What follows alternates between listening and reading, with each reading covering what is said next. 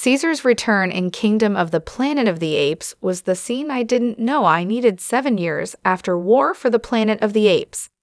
Kingdom of the Planet of the Apes jumped forward in time to put the Planet of the Apes platform on a new trajectory after the epic Caesar trilogy of the 2010s, but a surprise scene that included Caesar might have been one of the most important in the entire movie.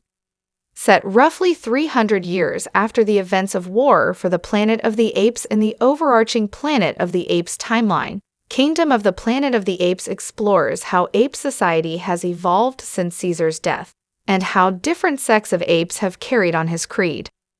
With Caesar, Andy Serkis, long since dead at the beginning of Kingdom, it seemed unlikely that he would make a true appearance in the movie. The Planet of the Apes franchise has brought back a dead character before, though, with Cobra returning to Caesar in a freezing fever dream. While there was speculation Caesar could return in a similar form, the reality was far more impactful.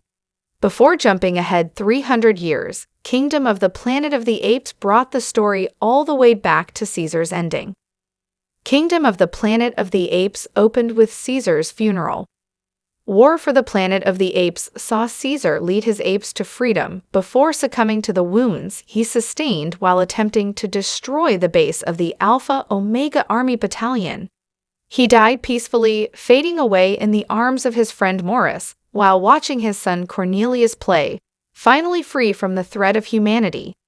It was a simple yet beautiful conclusion to Caesar's story, and it left the door open for future stories following the surviving apes. However, Kingdom of the Planet of the Apes opened with a scene that theoretically took place later that night. Before story details became available, many believed that the young ape depicted in the first promotional images for Kingdom of the Planet of the Apes was in fact Caesar's son Cornelius, who took up his father's mantle.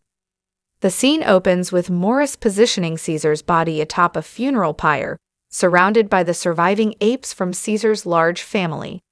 A number of apes bring small flowers to adorn Caesar's body, and when they're finished, the pyre is set ablaze.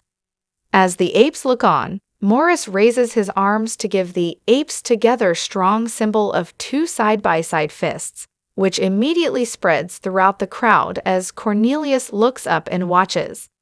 It's a powerful reminder of how profound an impact Caesar had on apekind, and a fitting tribute to the character that breathed new life into the franchise.